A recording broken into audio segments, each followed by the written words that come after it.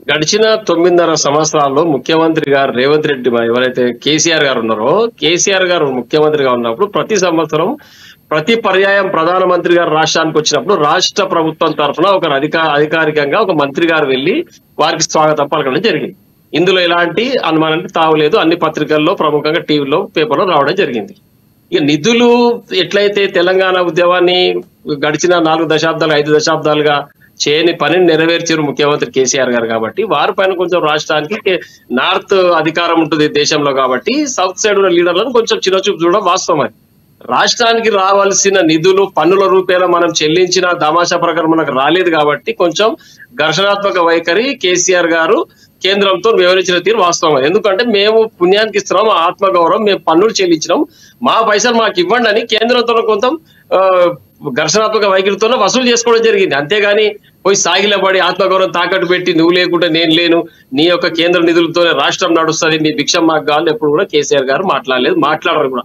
ఇప్పుడు మేము అదే చెప్తున్నాం రేవంత్ రెడ్డి గారికి, ఫెడరల్ స్ఫూర్తిలోన కేంద్ర ప్రభుత్వం అన్ని రాష్ట్రాలకు పన్నుల రూపేణ సహాయం చేయాల్సిందే. వారు మనం పోయి అడిగినా అడగకపోయినా మన దామాషా ప్రకారం మనకు నిధులు వస్తాయి, అందులో ఎలాంటి డౌట్ లేదు. ఇంకో విషయం, సీనన్న గారు ఒక విషయం చెప్పడం, నేను పర్సనల్ గా సీనన్న గారిని ఎలాంటి కామెంట్ చేయలేదు. నేనేం చెప్తున్నా ఒకటే, రేవంత్ రెడ్డి గారు ఒక్కటే నెల సమయం ఉంది, ప్రధానమంత్రిలో మనకు అవసరం ఉంటుంది కాబట్టి నేను మీటింగ్ పోయినని చెప్పిన వడ్డుకు మాత్రమే ఆక్షేపిస్తున్నాను. ఎందుకంటే ఒక నెల లోపల ఎలక్షన్స్ వస్తున్నాయి. ఈ 30 రోజుల్లో వారు ఏం నిధులు ఇస్తారు, తెలంగాణ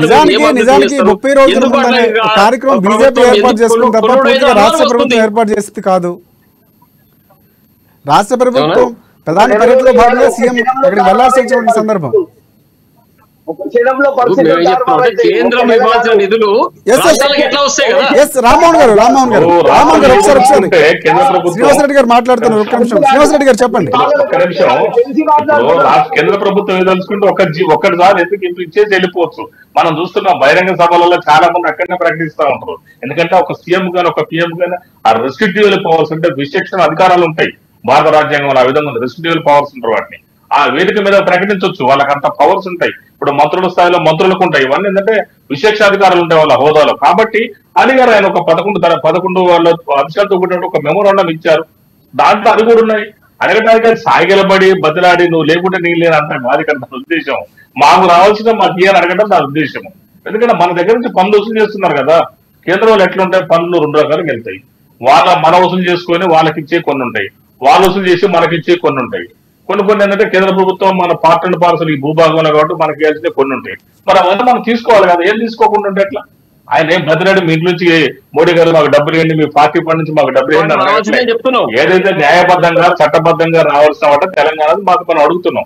ముఖ్యంగా ఏంటంటే సికింద్రాబాద్ కంటోన్మెంట్ ఏరియాలో సెంట్రల్ గవర్నమెంట్ భూములు ఉన్నాయి అక్కడ. ఇవాళ చూసారా రామగుండం కానీ Hyderabad Ramagundam national highway corridor కానీ రాజీవ్ రహదారి అంటారు దాన్ని. అదేవిధంగా హైదరాబాద్ నుంచి నాగపూర్ అదే దాన్ని అడ్డం వస్తున్నాయి మధ్యలో. అదే ఇవ్వటం వల్ల వాళ్ళు ఏమైంది, మనకు సెంట్రల్ గవర్నమెంట్ ఇవ్వడం వల్ల ఈజీగా అయిపోయింది, సింప్లిఫై అయిపోయింది. ఇప్పుడు వాళ్ళు అడిగి ఇచ్చేసారు అనుకోండి, ఇంకొక 2 రహదారులు కూడా అయిపోతాయి. అదేవిధంగా మనకు ఒక సెమీ కండక్టర్ పెట్టాలి, అవన్నీ సెంట్రల్ గవర్నమెంట్ తీసుకోవాలి ఫండ్, మన పర్మిషన్లు. మనం ఏంటంటే డైరెక్ట్ ఇతర దేశాలతో ఒప్పందం చేసుకుంటే రూల్స్ లేవు మనకు భారత రాజ్యాంగంలో ఎక్కడ కూడా. అంటే మన ఇండియాలో ఆ సిస్టమ్ రాలేదు. ఇంకో భారత రాజ్యాంగంలో నేను లాయర్ని కాబట్టి మాకు చట్టాలు తెలుసుగా మీరు చెప్తాం. అందుకనే దాంట్లో డైరెక్ట్ ఇతర దేశాలతో ఒప్పందాలు చేసుకోవాలంటే ఇక్కడ ఖచ్చితంగా కేంద్ర ప్రభుత్వం పర్మిషన్ ఇవ్వాలి. కొన్ని ఉమ్మడి జాబితా ఉంటుంది, కొన్ని రాష్ట్ర జాబితా ఉంటుంది, కొన్ని కేంద్ర జాబితా. ఆ జాబితాలకు అనుకూలంగా రాజ్యాంగంలో మనకి ఎంత ముఖ్యమంత్రి అయినా ఒక కేంద్ర స్థాయికి వచ్చేవరకే కేంద్ర ప్రభుత్వం చేతిలో కొన్ని ఉంటాయి. అవన్నీ మనం అడగాలి. దానివల్ల ఇప్పుడు 9 హక్కి ఉంది. ప్రాజెక్టు పర్మిషన్ కావాలంటే 2 రాష్ట్రాలు అంతరాష్ట్రానికి సంబంధించిన దాన్ని అంతరాష్ట్ర జలమండలి ఉంటుంది, సిడబ్ల్యూసీ సెంట్రల్ వాటర్ కమిషన్ ఉంటుంది. అప్పుడు కేంద్ర ప్రభుత్వం ఏ పార్టీ అయినా కూడా కూర్చోబెట్టి మాట్లాడి సెట్ చేయొచ్చు. ఇప్పుడు మనం చూసినా రివర్ మేనేజ్మెంట్ బోర్డు ఉన్నాయి, అది కృష్ణా రివర్ మేనేజ్మెంట్ లేదా గోదావరి రివర్ మేనేజ్మెంట్ బోర్డు, అది చట్టబద్ధ సంస్థలు అవన్నీ. దానివల్ల ఏంటంటే కేంద్ర ప్రభుత్వం జోక్యం చేసుకుంటే మనకు సింప్లిఫై అవుతుంది. ఇవాళ హరీష్ రావు గారు మన అప్పులు చేసిన వాడికి కట్టి ఇవన్నీ ఆయన చూస్తే మనకు ఇలా డెవలప్మెంట్ ఆగిపోయింది, వాళ్ళ కుటుంబం డెవలప్ అయింది. ఇలా టీఆర్ఎస్ కార్యకర్తల నాయకులు జేబులు నిన్నాయి, ప్రభుత్వం యొక్క ఖజానా ఖాళీ అయింది, ప్రజలు రోడ్డు మీదకి వచ్చే పరిస్థితి వచ్చింది. ఇంత జరిగినా కూడా మళ్ళీ కేటీఆర్ హరీష్ రావు గారు అంటారు, హరీష్ రావు గారు ఎమ్మెల్యేలు పోయి రేవంత్ రెడ్డి గారు కలిస్తేనేమో వాళ్ళ నియోజకవర్గ అభివృద్ధి కోసం భాజపాతో బహిరంగ సభలో రేవంత్ రెడ్డి గారు మాట్లాడుతూనేమో లాలుచి. ఇదేనా సంస్కారం, ఇదేనా సంప్రదాయం? తెలంగాణ ప్రజలు మొత్తం నిశ్చితంగా గమనిస్తున్నారు, పరిశీలిస్తున్నారు. ఇప్పటికీ మీరు ఒకసారి కరువు కలిసి వాదం పెట్టారు. ఇంకా బీఆర్ఎస్ నాయకులు మేము అధికారంలో అనుకుంటున్నారు. ఓపిక పట్టండి, ఒక 5 ఏళ్ళు ప్రతిపక్ష పాత్ర పోషించండి. ఏం జరుగుతుందో చూడండి. ఇలా కాంగ్రెస్ పార్టీ దేశానికి దేశానికి దిశ నిర్దేశం చేసిన పార్టీది. జాతీయ పార్టీ 139 ఏళ్ల చరిత్ర గలది. ఎలా పరిపాలించాలి, ఇట్లాంటి మీరు ఏదైతే అప్పల కుప్పగా మార్చి మైనస్ లోకి వెళ్ళిపోయిన దాన్ని కూడా ఎలా తీసుకురావాలో కాంగ్రెస్ పార్టీ తెలుసు. మా నాయకులు రేవంత్ రెడ్డి గారు కావచ్చు,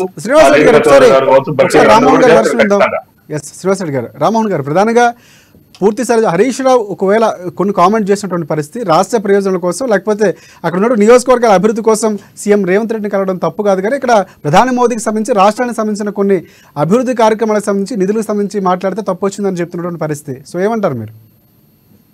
ఇప్పుడు ప్రధానమంత్రి మోడీ గారు తెలంగాణ రాష్ట్రానికి వచ్చి సభలు పెట్టిందే కేవలం పార్లమెంట్ ఎన్నికల గురించి మనకు స్పష్టంగా అర్థమవుతోంది. సుమారుగా 14-12 సభలు వాళ్ళు ప్లాన్ చేశారు. ఆ సభలో ముఖ్యమంత్రి రేవంత్ రెడ్డి గారు పాల్గొని ప్రధానమంత్రి గారు పని ఉంటుంది అన్నది ఈ యొక్క చర్చ గాని ఒక విషయం కొంచెం వివాదాస్పదం అయింది.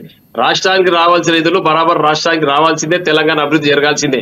కేసీఆర్ గారు ఉన్న స్థానంలో రేవంత్ రెడ్డి గారు ఉన్నా, మరి ఇంకెవరున్నా, ఇంకే ఏ పార్టీ అధికారంలో ఉన్నా తెలంగాణ వాటా రావాల్సిందే అని మొట్టమొదటిగా పోరాటం చేసి తెలంగాణ అస్తిత్వం కొరకు పోరాటం చేసిన యొక్క పార్టీ బీఆర్ఎస్ పార్టీ, తెలంగాణ సాధించిన పార్టీ. మాజీ ముఖ్యమంత్రి గారు కేసీఆర్ గారి నాయకత్వంలో కూడా తెలంగాణ సాధించుకున్నాం. ఆత్మగౌరవ నినాదం పేట మన పరిపాలన మనం చేసుకున్న పోరాటం పేరు మీద తెలంగాణ రాష్ట్రాలు సాధించుకున్నాం. కాబట్టి ఖచ్చితంగా మన రాష్ట్రానికి రావాల్సిన నిధులు దానికి ఖచ్చితంగా పోరాటం చేసి తీసుకోవాల్సిందే, మన రాష్ట్రానికి నిధులు రావాల్సిందే, మన అభివృద్ధి మనం చేసుకోవాల్సిందే. దాని ఎలాంటి శశభిషయం లేవు అందులో.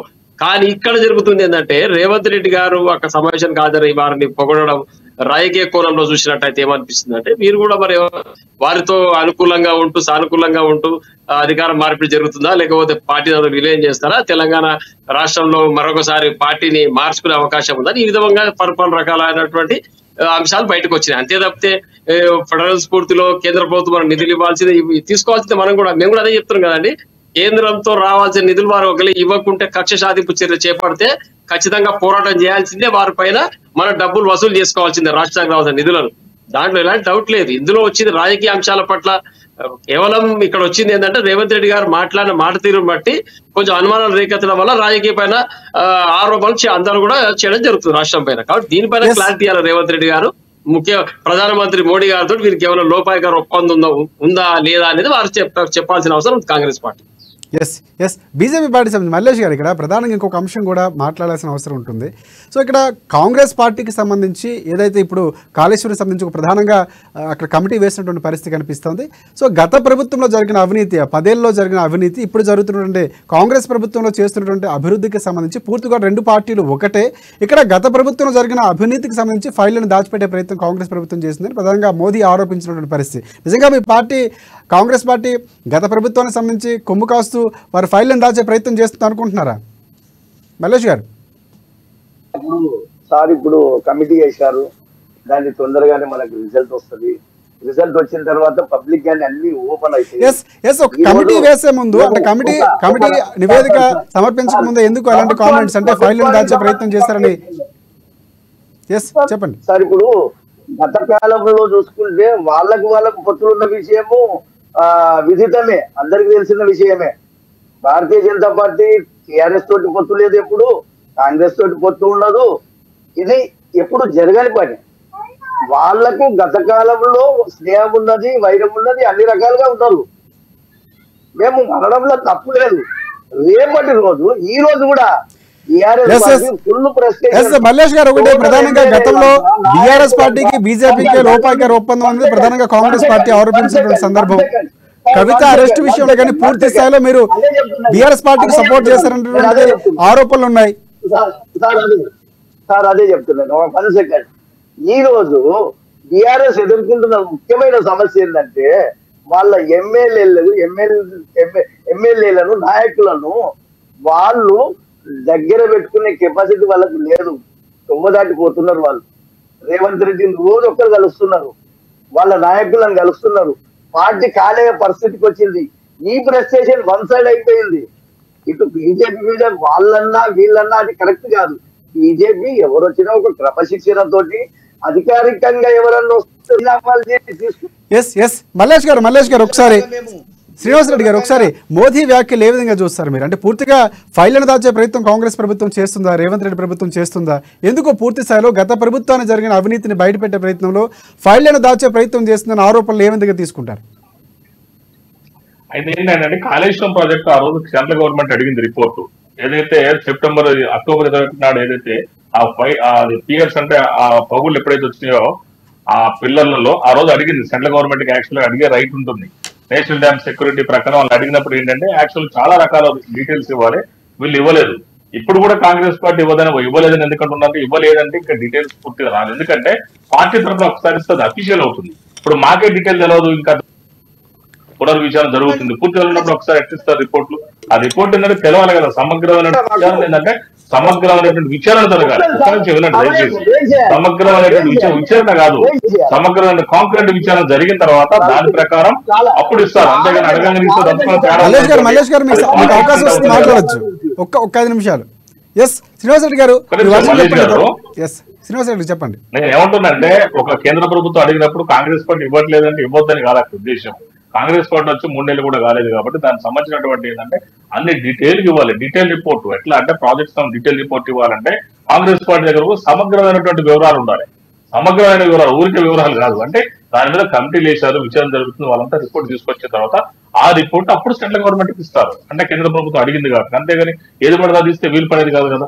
ఇవాళ చాలా ఫైళ్లు మాయం చేస్తున్నారు బీఆర్ఎస్ లో, మనం చూస్తున్నాము. అది గొర్రెల దానికి సంబంధించిన ఫిషరీస్ డిపార్ట్మెంట్ కావచ్చు, లేకపోతే మేకల గొర్రెలు దానికి సంబంధించిన అన్ని డిపార్ట్మెంట్ అదే జరుగుతుంది. దాంట్లో మాకు డీటెయిల్ కావాలి కదా ప్రభుత్వానికి. కాకముందే ఉన్న ఫైల్ ఏది పడితే తీస్తారు, తర్వాత మీరే కదా ఇచ్చింది అంటారు. అందుకే దాని మీద మేము ఇచ్చేవంటే అంటే గవర్నమెంట్ ఇచ్చిందంటే అథెంటిక్ ఉండాలి. అథెంటిక్ ఉండాలంటే అది పూర్తి వివరాలు రావాలి కదా. వచ్చిన తర్వాత ఖచ్చితంగా ఇస్తారు, ఇవ్వటానికి లేదు, బాధ్యతకి ఇస్తారు. దాని మీద ఏం చేయాలో లీగల్ గా చట్టబద్ధంగా కూడా జరుగుతుంది ఖచ్చితంగా.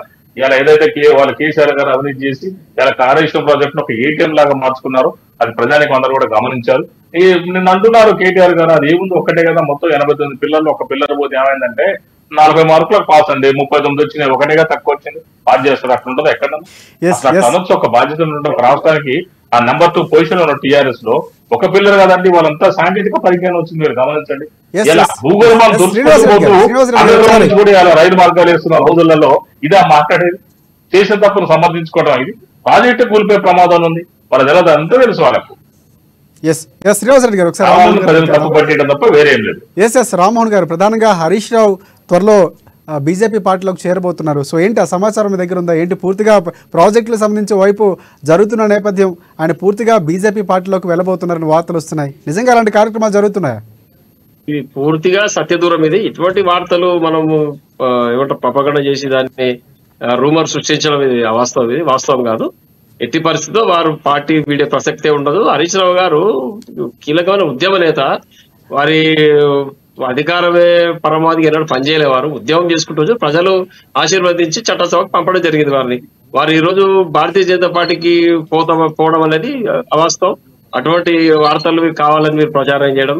ఎందుకంటే బీఆర్ఎస్ పార్టీ పూర్తిగా తెలంగాణ అస్తిత్వం కొరకు పోరాటం చేసి చాలా మంది నాయకులు కాంగ్రెస్ ప్రభుత్వంలో ఉన్నటువంటి నాయకులు ఉద్యమాన్ని తాకట్టు పెట్టి కాంగ్రెస్ ప్రభుత్వానికి వెళ్ళి రావచ్చు. అవన్నీ జరిగిన పలు దఫాలు ఉద్యమం నీరుగారిని మీదట కూడా కేసీఆర్ గారు ఉద్యమాన్ని భుజాలు వేసుకొని సబ్బండ వర్గాలను ఏకం చేస్తూ తెలంగాణ సాధించుకోవడం జరిగింది. అటు ఉన్నటువంటి జాతీయ నాయకత్వాన్ని మెడలు రామ్మోహన్ గారు, ఇంకో పాయింట్, టీఆర్ఎస్ నుంచి బీఆర్ఎస్ గా మారిన తర్వాత తెలంగాణ